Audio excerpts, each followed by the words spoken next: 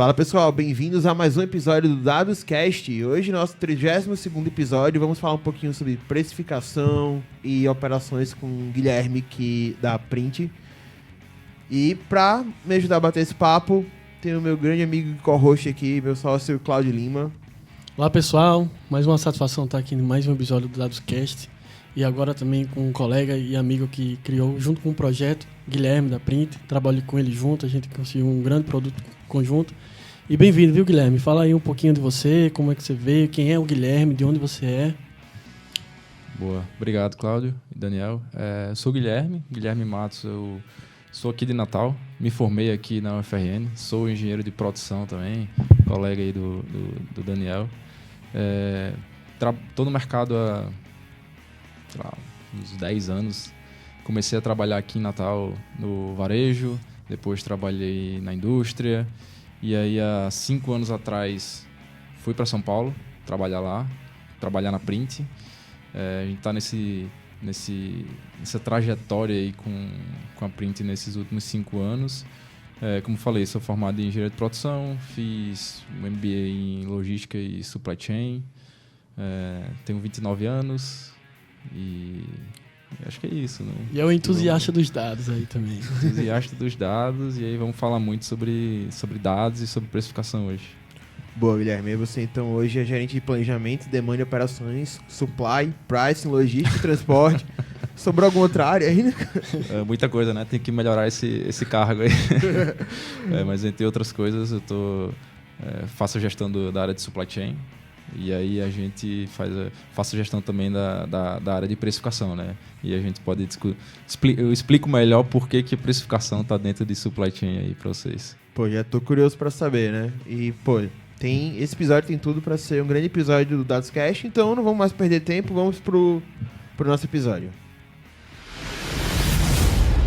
Bom, Guilherme, pra gente começar esse papo, eu pedi para você contar um pouquinho de como é que tá a tua rotina lá na Print, o que é que você acaba fazer no dia a dia e também explicar para os nossos ouvintes um pouquinho da Print, né? Acho que quase todo mundo conhece já a Print, a gráfica online, mas para quem não conhece, Sim. Conta um pouquinho.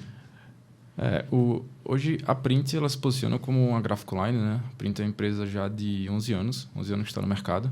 Então lá em 2012 foi fundada, e aí foi fundada exatamente com essa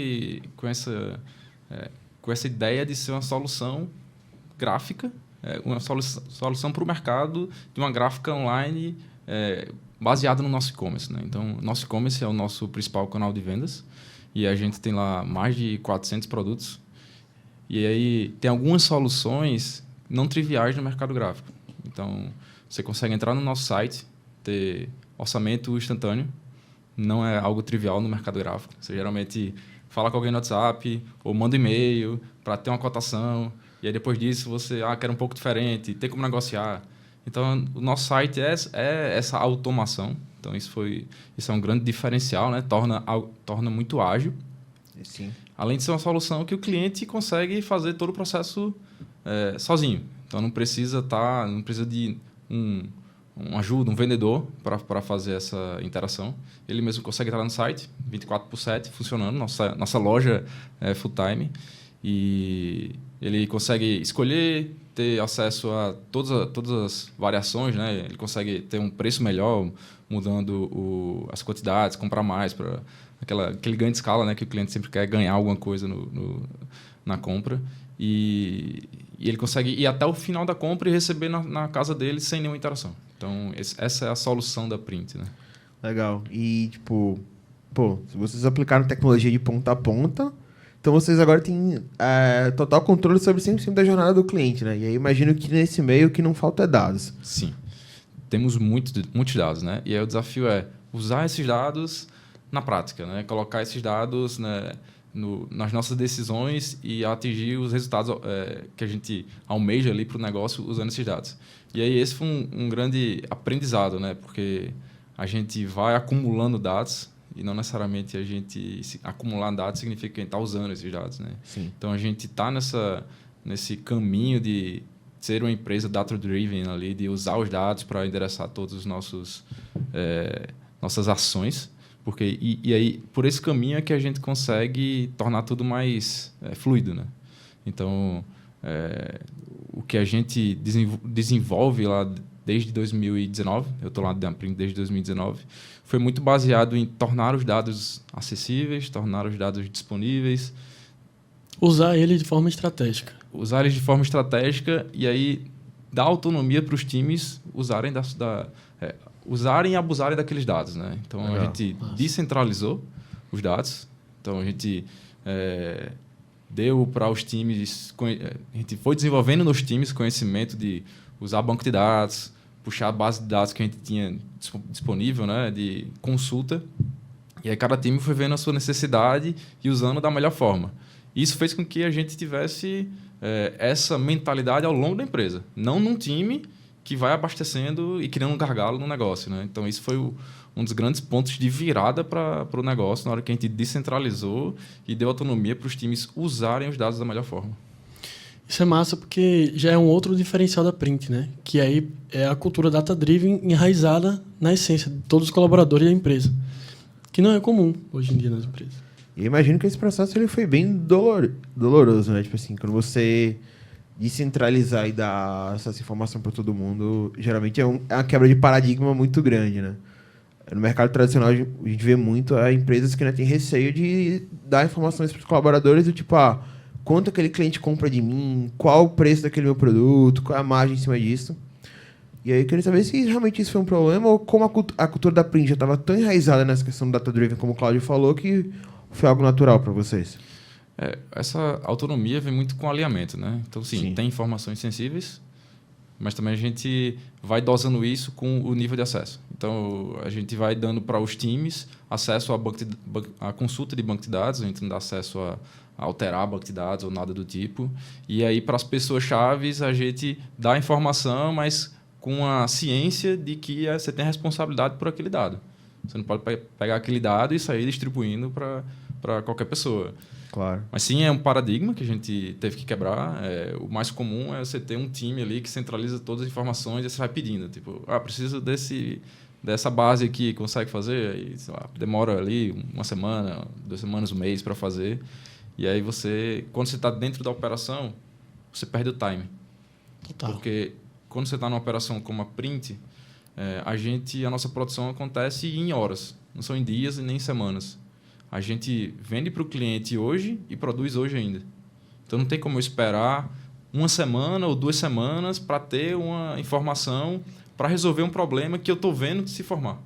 Então, preciso, se minha operação acontece em horas, eu preciso resolver aquele problema em horas e minutos. Então, isso foi chave para a gente virar essa página, né? de parar de ter esse gargalo na operação para a gente usar os dados como uma alavanca para o negócio. Legal. E aí você falando que até antes da gente conversar aqui, você contando um pouquinho que para chegar nesse resultado, algumas mudanças precisaram ser feitas, né? Uma delas é juntar a área de pricing com a área de operações. Como é que foi isso? Porque é totalmente fora do comum do que a gente tem observado. Geralmente a precificação está muito mais atrelada a uma área de mercado, né? Uma área de marketing e vendas, do que de fato uma área de operações, produção e logística. Sim. É bem pouco comum. Eu tenho entrado mais na área de precificação há alguns anos, 2, 3 anos, e eu ainda não vi outro negócio que o time de precificação está dentro da área de supply. O mais comum é ou está dentro de marketing, ou está atrelado a vendas, ou está atrelado a financeiro. E até eu fiz alguns cursos de capacitação, de MBA relacionados com precificação, e aí sempre comentava, aqui na Print, o time de precificação está dentro de supply. E aí já era aquele espanto, né? Mas supply? E aí, explicando como é que funcionava, não, faz sentido. E aí no nosso negócio fez sentido porque a gente, e aí eu estava comentando, né? O primeiro passo ali do price é a gente se basear nos nossos custos. Você pega o seu custo, aplica o markup, forma o seu preço. E aí tem outras etapas, mas esse é o primeiro. Quando você tem dificuldade nesse primeiro, você dificilmente vai conseguir chegar nos próximos passos. Você não vai ter ciência, você não vai ter clareza de qual a sua margem real. E aí a gente tinha essa dificuldade, a gente tinha uma distância entre o que o time de precificação estava visualizando e o que estava ocorrendo na produção. na operação, né? Porque a Print produz todos os materiais. A gente tem uma indústria e um e-commerce ao mesmo tempo. Então, a sacada, né, da gente juntar trazer a estrutura de precificação para dentro de supply foi exatamente para a gente não ter mais esse gap, para a gente ter uma conexão direta entre o que acontece na prática ali, no chão de fábrica, na indústria, ligado direto com o time de precificação. Na hora que a gente junta essas duas partes, a gente consegue tornar muito mais ágil a nossa precificação, porque tudo que acontece lá já reflete na minha estratégia de precificação e eu consigo, de fato, usar a minha operação como uma vantagem competitiva para o negócio. Eu paro de ter essa distância. Então, por isso que, sei lá, uns 2 anos ou 3 anos para cá, a gente mantém essa estrutura que fez sentido na época e continua fazendo sentido hoje. Exatamente para a gente ter essa agilidade, né? Legal. E realmente é isso, né? Como vocês são e-commerce, e o preço, no caso de vocês, é muito bom porque o preço é dinâmico, né? Ele está lá, se eu colocar 1 ou 2 unidades ou mais, enfim, quanto mais unidades eu vou aumentando, mais ele usa. Então, realmente faz total sentido, mas, cara, é a primeira vez que eu vejo algo nesse sentido, né?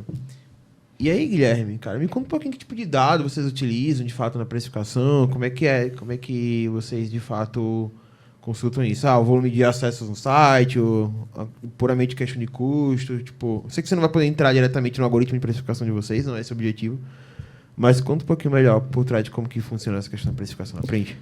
Eu diria que a gente pode separar em 3 partes, assim, do que mais a gente usa.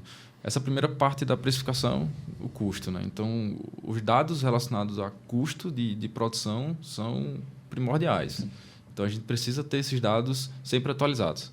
Então, o custo que eu tenho a cada mês, na hora que eu fecho o meu estoque, o quanto que custa para manufaturar aquele material, né? A gente faz impressão, a gente faz acabamento de produtos. O custo que eu tenho ali com aquela mão de obra, o custo da minha hora-máquina. Então, tudo isso a gente tem atualizado a todo momento, né? Isso são custos mais, diria assim, a gente mantém fixo durante o mês. Sim. Porque a gente tem um fechamento de estoque, né? Como as outras empresas. Mas, a cada mês, a gente revisa esses custos para ter certeza de que a gente está com a base mais atualizada possível. Por quê? A gente trabalha com muitos produtos dolarizados, né? A economia está dessa forma. Então, imagina quando a gente estava lá na pandemia, que o dólar começou a 4, 5, 6 reais, o que isso causa num supply chain. Então, loucura. Se a gente desligasse a base e voltasse 6 meses depois, isso ia estar defasado em alguns milhares de reais. Então, essa é a base primordial, esses dados relacionados a custo. E aí tem, no meio, dados relacionados a mercado. E aí, mercado a gente pode entender como concorrentes que oferecem o mesmo produto ou produtos similares, serviços similares. Não necessariamente a gente vende squeeze, a mesma squeeze o nosso concorrente vende. Eu posso ter um outro produto que compete com o meu. Então, preciso saber dessa informação para poder posicionar o meu produto no mercado. Isso é mega importante. E aí, um terceiro ponto, que é o que você comentou, que é como a minha estratégia de precificação está refletindo no meu cliente. Eu estou aumentando minha conversão ou piorando a minha receita por causa disso. Eu estou conseguindo mais clientes novos. Minha retenção, como é que está? Então, são informações que essas informações elas são muito mais rápidas, né? A atualização dessas informações, de fato, é dia a dia. A gente está acompanhando, comparando como é que foi ontem, como é que foi semana passada, como é que foi no último dia do mês do mês passado, no último dia do mês passado com hoje, que é o último dia do mês. Então, essas informações são bem mais são atualizadas com mais rapidez. E são essas 3 informações que a gente mais utiliza.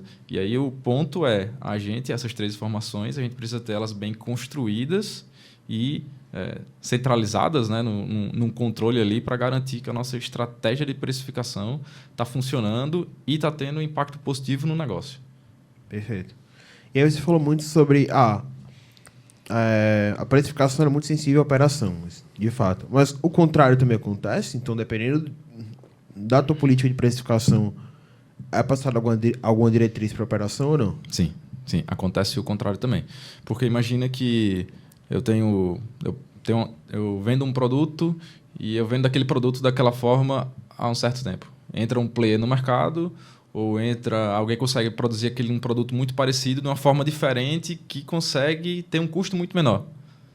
Ele vai ditar ali o preço do mercado e aí, dependendo da estratégia de precificação que a gente tem, se a gente tem uma estratégia ali de combate de precificação, então se a gente vende com base no preço para o cliente, aquele player que entrou no mercado com um preço muito menor, ele vai levar a venda. Então, eu preciso retroalimentar a minha operação. A gente precisa conseguir produzir esse produto mais barato, porque é assim que a gente consegue melhorar o nosso posicionamento no mercado e continuar vendendo, aumentar as nossas vendas. Então, é uma via de duas mãos ali, né? Tanto a operação ajuda a estratégia de precificação, quanto a estratégia de precificação demanda da operação para a gente conseguir ter esse bate-bola aí. Legal. E aí, sim, imagino que dados internos são relativamente tranquilos de se conseguir, né? Estão no RP, mas vocês também acabam utilizando um pouquinho de dados externos, né? E foi aí que vocês acabaram procurando um pouco da BI para ajudar vocês nesse processo. Conta um pouquinho como é que foi isso. Sim. Os dados internos são bem mais simples, né? Até porque a gente, como uma empresa de tecnologia, a gente tem essa questão dos dados desde o início. Dados externos, aí, de fato, foi uma revolução ali que a gente precisou fazer, né? E aí foi nesse momento que a gente se conheceu e aí a gente começou essa parceria Print e Bianalytic. E aí foi fundamental, né? Porque depois que a gente começou, deu o start nesse processo, foi que a gente deu uma guinada ali na estratégia do negócio. E aí essa mudança de estratégia foi fundamental para o negócio estar onde ele está hoje. Então, antes da gente... Porque como é que funciona, né? A gente precisa ter visão de como é que está o mercado. Precisa ter visão de como é que os nossos concorrentes estão, o preço que eles estão praticando em relação ao meu preço e como é que isso varia ao longo do tempo. A gente fazia de uma forma muito arcaica. Por mais que a gente somos uma empresa de tecnologia, mas a gente precisava fazer isso manualmente. Então, eu ia lá, alguém do time entrava no site do meu concorrente e via, para uma unidade, esse produto custa R$10, para duas custa... E aí fazia infinitamente e demorava semanas. Isso deve ser sofrido, porque normalmente gráfica tem não sei quantos mil SKUs, né, de variação. Então acaba que devia tomar um tempo significativo da pessoa. E como o Guilherme falou, a precificação é alterada pelo menos mensalmente, né? Então, talvez, na hora que você altera a precificação daquele produto, o preço dele já estava defasado, né? Sim. Como você falou, Cláudio, a gente tem 400 produtos, mas isso se desdobra em mais de 20 mil possibilidades de venda. Porque eu tenho modelos diferentes do mesmo produto, formatos diferentes do mesmo produto, cor, enfim, tiragem. Cada ponto da curva de preço é um ponto que eu tenho que monitorar. Então, realmente é complexo. E aí, o que você falou, Daniel, de fato, tinha produtos que a gente não conseguia ver, não era nem mensal, era anual. Então, tinha produtos que eu revisava a minha estratégia de preços anual, porque era um produto lá, classe C, que não era tão relevante o negócio na minha venda e que eu não priorizava. Eu ia ver um ano depois, ou mais. E aí eu poderia estar perdendo uma oportunidade ali de reposicionar meu preço ou estar vendendo mais por causa disso. E aí a gente, quando a gente iniciou a parceria, foi muito por causa disso, né? Porque a gente fazia manual, alguém no time ia coletando cada dado, colocava no planilha de Excel, para aí sim a gente poder ter visão de como é que estava a nossa competitividade. E aí a gente buscou a parceria com a Bianalytic exatamente para a gente, como é que a gente facilita isso, né? Como é que a gente automatiza. Não tem como a gente ter esse volume de dados, o negócio crescer, multiplicar e a gente ainda está fazendo isso manual, né? Então foi buscando isso que a gente... foi visando isso que a gente buscou a parceria. E aí, a partir disso, aí a gente começou a ter os dados. A gente construiu uma solução juntos. Eu lembro que a gente foi muito parceiro, né, ali no começo de como é que a gente constrói essa solução. Não tinha um produto pronto. na estrutura de vocês, né? Exatamente. Foi tudo customizado. E isso, na verdade, foi até um projeto com o conceito de Big Data, que é você enriquecer a sua base interna com dados externos disponíveis, né, publicamente, como insights ou outras fontes aí que a gente pudesse extrair.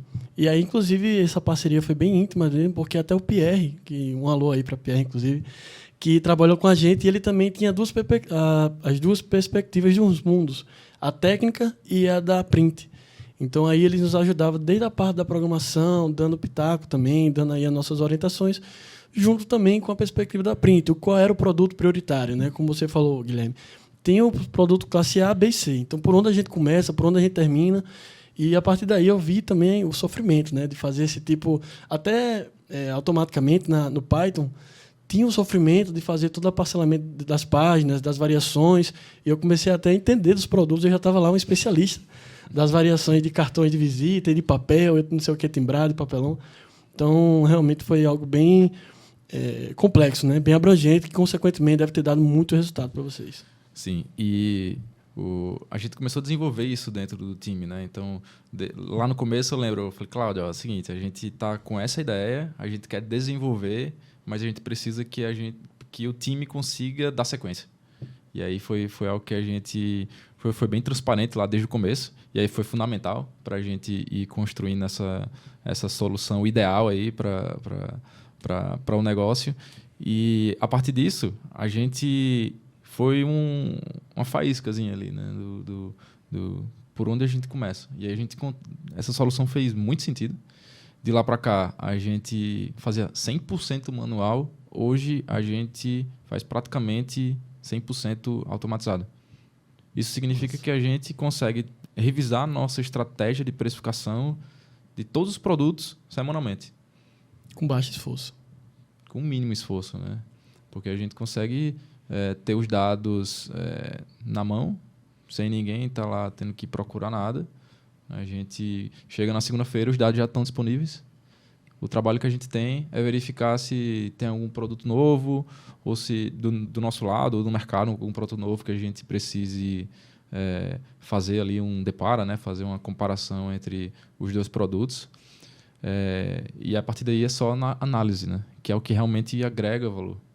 E isso abre N portas, né? Porque depois que você tira essa pedra no caminho, que é automatizar o processo, você deixa de dedicar tempo e esforço cognitivo até para fazer essa comparação manual para pensar agora de forma mais estratégica. Tanto é que nossos projetos, a gente normalmente começa com um escopo bem definido, mas do meio para o final aparecem tantas oportunidades que o backlog vai sempre se estendendo. Essa é a beleza, né? Trabalhar com dados. Sim, e aí você pensa que você tem ali analistas, especialistas, cientistas de dados no seu time que estão dedicando tempo a só coletar o dado. É isso que a gente tinha. E não de fato, dedicava tempo a analisar, encontrar oportunidades. E essa foi a grande mudança, né, que a gente fez. E é por isso que foi tão vantajoso para a gente, trouxe tantos resultados, a gente ter isso na mão. Porque a gente dedica 100% da equipe agora para fazer análise. Esse é um ponto legal, porque é algo que eu bato muito na tecla aqui do Dados Cash. Acho que o pessoal está até cansado de ouvir já, né? Mas a gente fala muito sobre tomar decisão baseada em dados. Preciso que minha empresa vire Data-Driven Decision Maker. Tá muito batido esse termo, mas assim, de fato ele é muito relevante, veio para ficar. Não tem como você hoje ter um negócio e não pensar em dados. Mas muitas vezes o pessoal esquece do principal, da ferramenta. Porque não adianta eu querer, pessoal, vamos tomar decisões baseadas em dados e manter meu negócio, por exemplo, ainda no Excel. Funciona muito bem para um certo volume de dados. Se você tiver relevante, está te servindo, beleza. Mas a partir do momento que você quer que essas decisões elas comecem a entrar na rotina da empresa, você precisa tornar esse dado acessível, fácil, né? Então, preciso tomar uma decisão baseada em dados, mas uma decisão que eu vou levar uma semana para coletar aquele dado. Então, vou levar uma semana para tomar a decisão. Talvez seja melhor você tentar tomar essa decisão com base no feeling mesmo, do que você... Porque antes uma decisão tomada do que uma decisão não tomada ou adiada, né? E a ferramenta ela vem muito nesse sentido. Você precisa tomar uma decisão baseada em dados, mas é muito importante que você tenha a ferramenta, a tecnologia correta para isso, para te dar agilidade no processo, senão você fica travado, né? Nem toma a decisão porque não tem um dado da forma correta ou a análise que você precisa e, enfim, e nem construir a solução para isso. Então, Perfeito, né, Daniel? Assim, usar os dados para tomar a decisão é um caminho sem volta. Assim, quando você está lá baseado só no seu feeling, aí seu trabalho é muito com a sorte, né? E Total. você está seguindo ali sua intuição de que você está de fato no caminho certo. Mas você não está. Com certeza, se você tem um bom resultado baseado no feeling, você teria um resultado muito melhor se você tivesse baseado no feeling mais os seus dados. Não dá para se basear só em um ou só em outro, mas a soma dos dois é o que te leva para o próximo passo, né? Para o próximo degrau. Então, de fato, não tem volta, assim, né? Quando você começa, aí, pelo contrário, você quer mais. Hoje a gente depois que a gente começou a ter um montante ali de dados de preços, né? Pô, gostamos da brincadeira, queremos mais. Então, vamos expandir. Vamos para monitorar agora 100% do nosso portfólio. Que a gente começou, né? A gente começou com classe A lá, né? Foi. Alguns produtos. Agora queremos 100% do portfólio. Agora que a gente quer 100% do portfólio, a gente quer mais mercado. Eu quero mais comparação. Então, e aí o ponto a gente extrapola o time. Então, assim, a gente começou o projeto ali com a B-Analytic pensando no time de precificação. O time de precificação queria ter esses dados de forma mais fácil, sem sofrimento. Os dados são tão ricos que a gente não restringe mais ao time de precificação. Então, a gente começou a gerar insights para portfólio, para o time de vendas. É um argumento de vendas que eu consigo gerar para o meu time. É um caminho ali que meu time de portfólio pode seguir para expandir os produtos que a gente tem. Então, quando você começa a ter esses dados de forma mais fácil, isso nunca se restringe a uma única parte da empresa. Pelo contrário, isso vai se expandindo e aí vira aquela mentalidade realmente, né? Mentalidade de dados. Ninguém mais quer tomar decisão só baseada no que acha. E digo mais, viu? O backlog, como você falou, ele vai se tornando infinito. Porque quando estiver próximo de um grupo, vai vir outro setor querendo também os dados. E já aconteceu em clientes nossos da galera curtir tanto que começou a trabalhar com Power BI e assim vai se engajando cada vez mais. Vai querer aprender Python, vai querer aprender a mexer numa ferramenta DataVis. E eu acho que até o próprio Pierre é um caso disso, né? Ele no início disse que estava estudando, mas ao longo do tempo eu digo, Pierre, bicho, você já está um programador nato aí, pô. Aí ele, não, é porque eu estou adorando isso, estou estudando aquilo, estou fazendo pós, estou precisando desse dado. E por essa vontade de querer ter a independência, né, de um time de tech para ter o backlog e a atividade na hora, começa a se engajar mais, né? Até na parte técnica.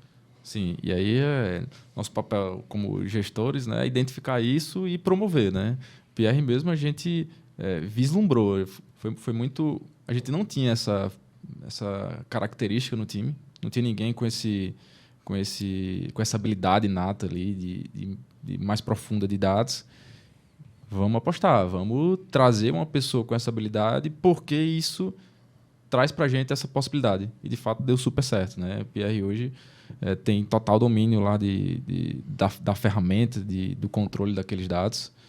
E aí a gente começa a promover isso em mais pessoas. E vai se criando organicamente o time interno de dados, né? Da Print. Exatamente.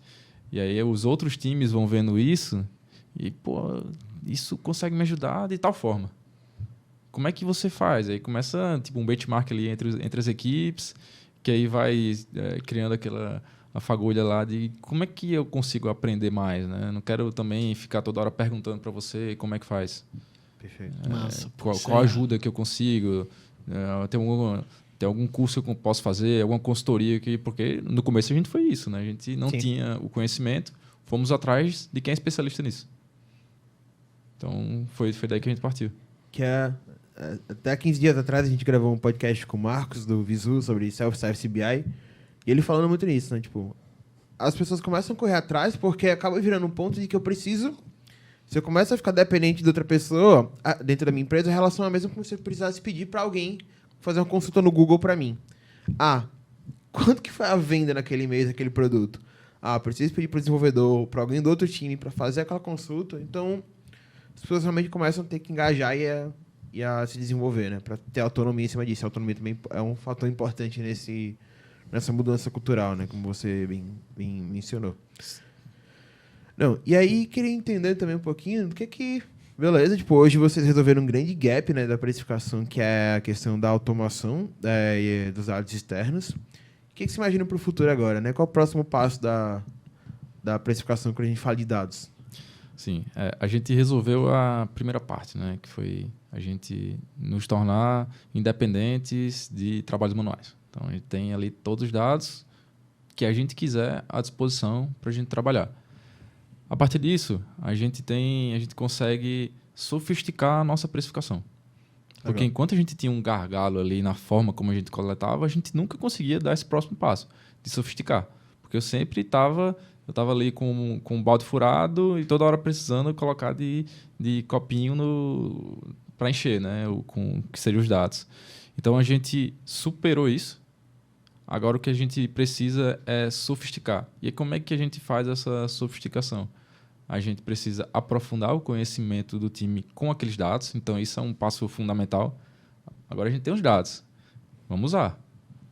Então, a partir disso, a gente começa a estruturar visões que fazem sentido a partir daqueles dados para a gente, com uma visão de negócio, usar aquilo como ferramenta para a gente atingir os nossos objetivos.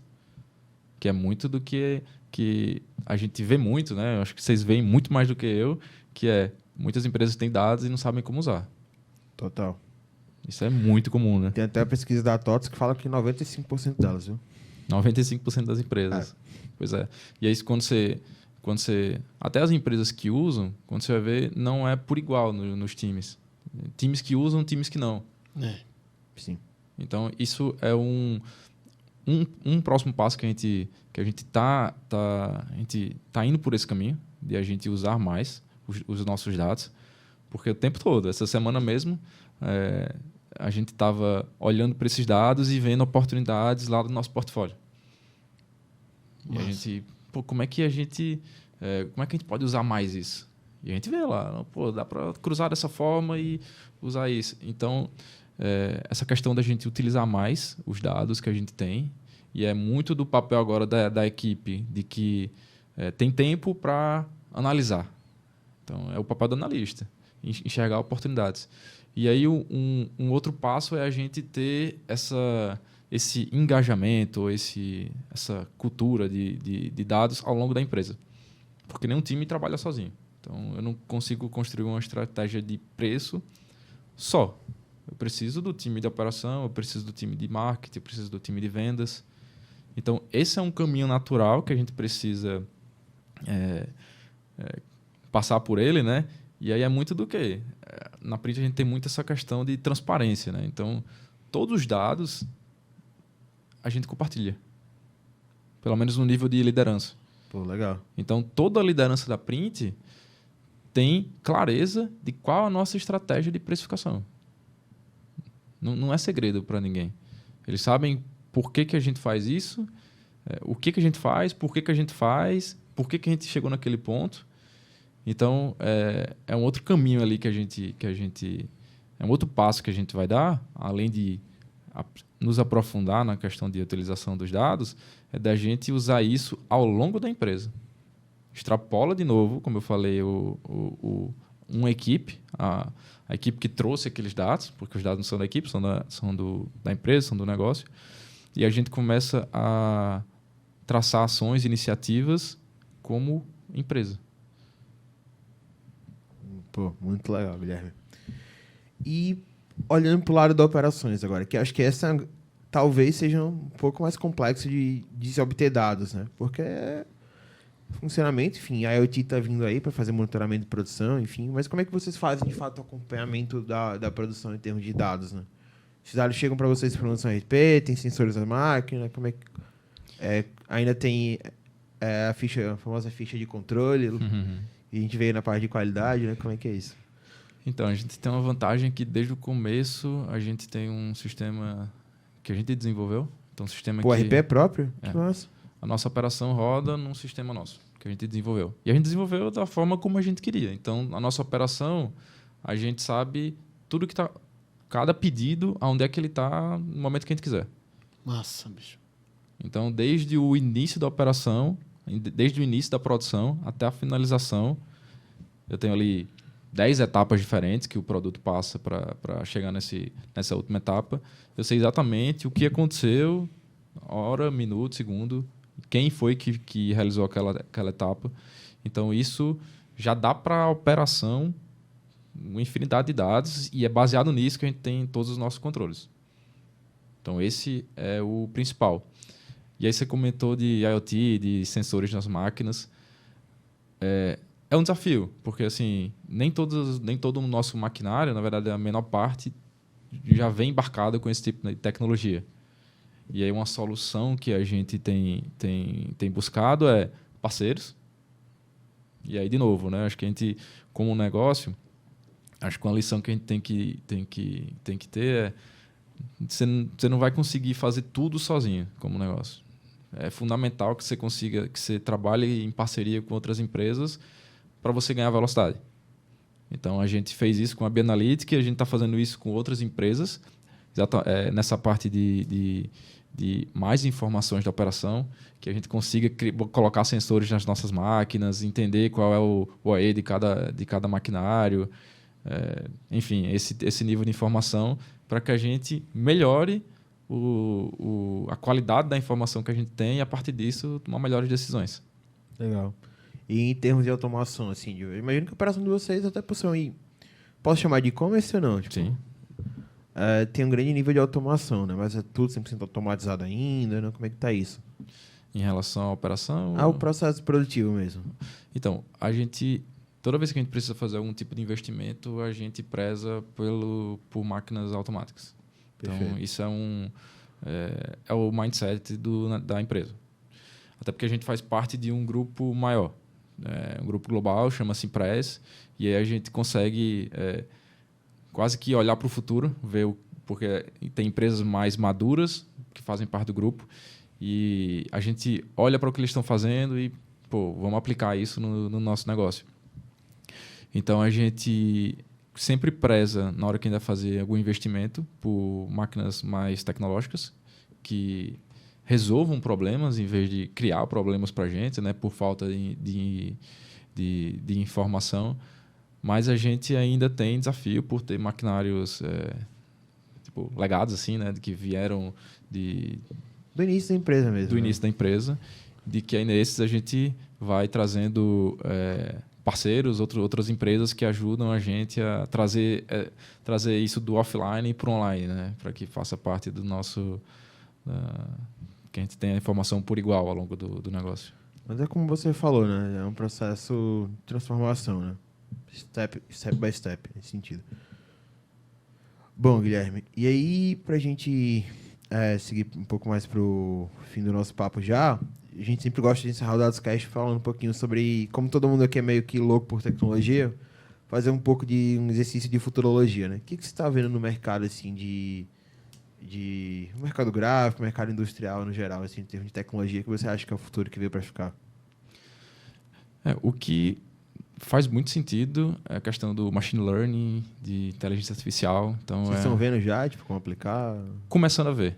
Então, quando a gente começou a ver agora essa questão de automação, de colocar sensores em todas as nossas máquinas para trazer elas para o mundo online, a gente também está começando a ver como aplicar machine learning e como usar isso para a gente tornar o processo ainda mais automático.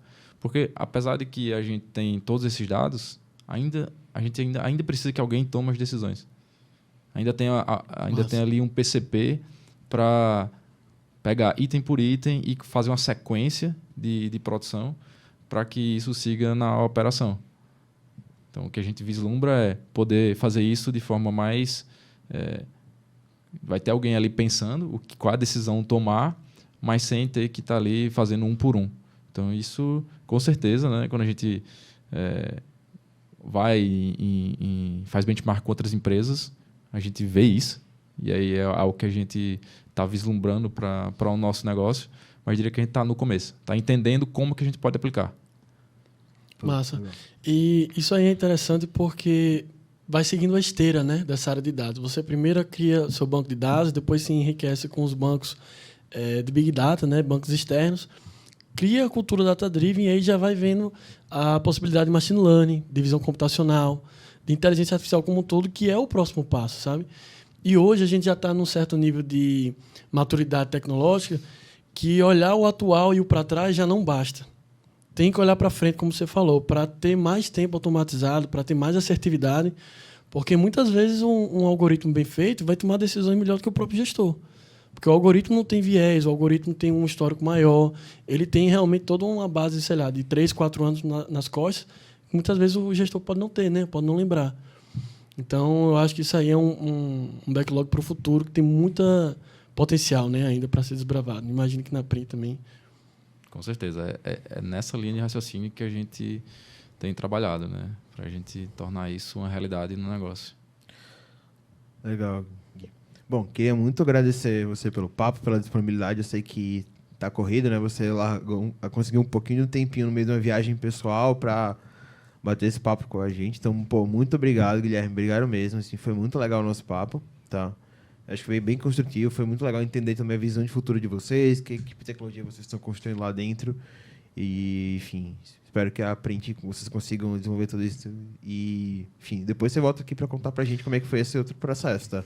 Com certeza. Assim, eu que agradeço, né? Porque a gente desenvolveu uma parceria bem legal. Acho que foi bem importante na história da Print, a parceria que a gente desenvolveu com a B-Analytic. E nada mais justo que compartilhar, né, o que aconteceu depois disso. Boa. Qual foi o resultado depois dessa parceria.